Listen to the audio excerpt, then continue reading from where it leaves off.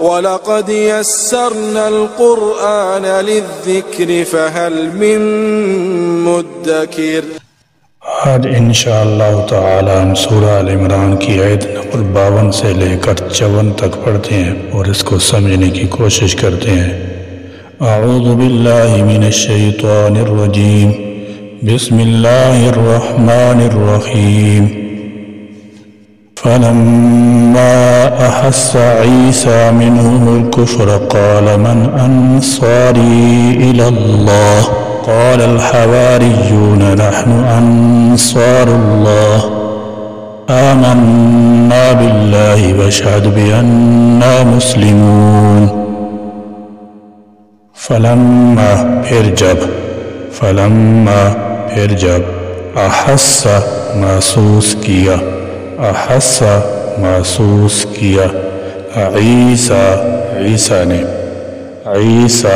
عیسیٰ نے منہم ان میں الکفر قال تو کہا من کون ہے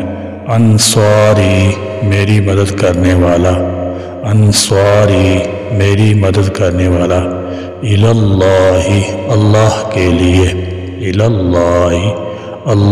لیے قال کہا الحواریون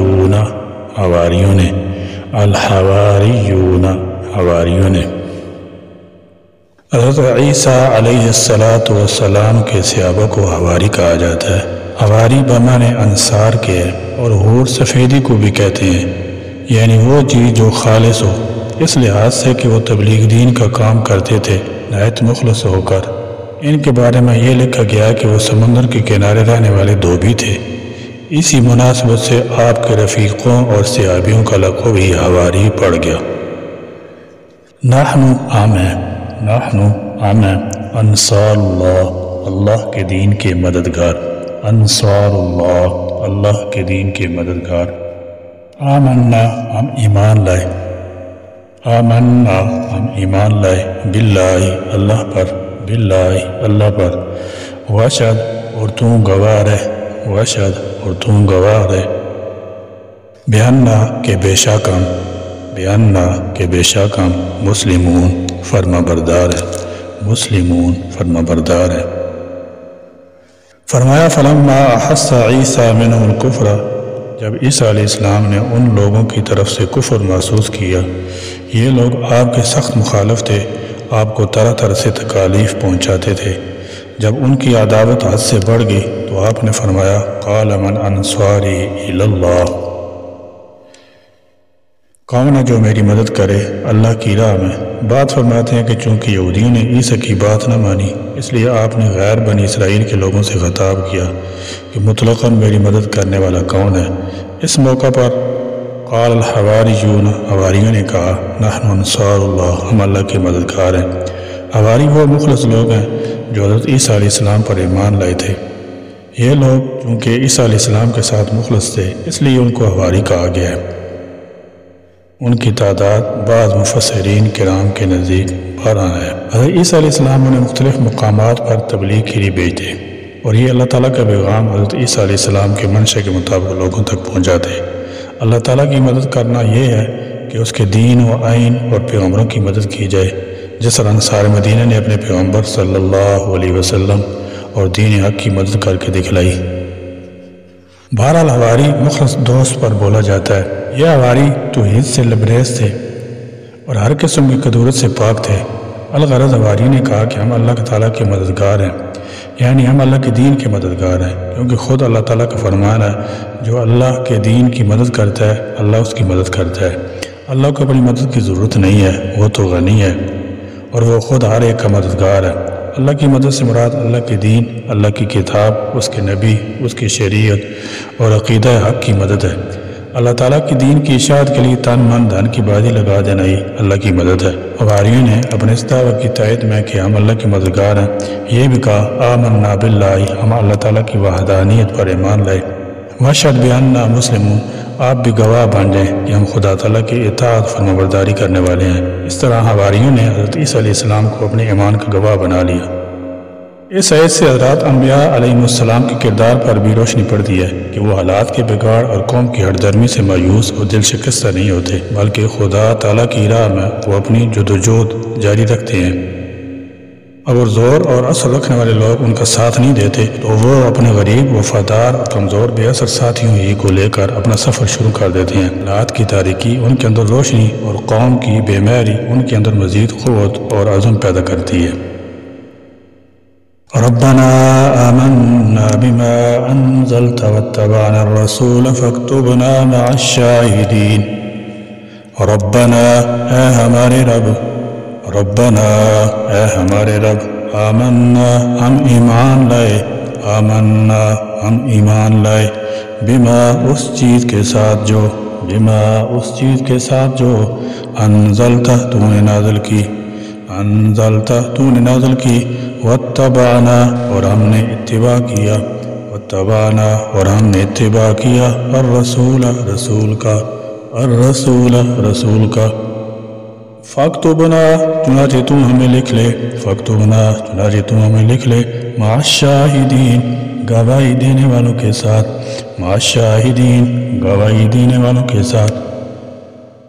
حضرت عیسیٰ علیہ السلام کے باری نے اللہ رب العزت کی حضور دعا کی، ربنا آمنا بما انزلتا، اے ہمارے پروردگار بے شک ہم ایمان لائے ہیں اس چیز کے ساتھ جو تو نے نازل کی ہے، یعنی کتاب، واتبعنا الرسول اور ہم نے رسول عیسیٰ علیہ السلام کی پیروی کی، فاکتبنا مع الشاہدین لہذا ہمیں بھی گواہی دینے والوں میں لکھ لے۔ گویا کتاب و سنت کے ساتھ اپنا تعلق محکم کرنے کے بعد اللہ تعالیٰ کے یہاں اپنے ایمان کی رجسٹری کرا رہے ہیں تاکہ قیامت کے دن اپنے ایمان کا پورا بدلہ پا سکیں۔ یہ ہے وہ نقشہ جو قرآن پاک نے حواریوں کا کھینچا ہے۔ البتہ انجیل میں ان حواریوں کا بالکل برعکس نقشہ پیش کیا گیا ہے۔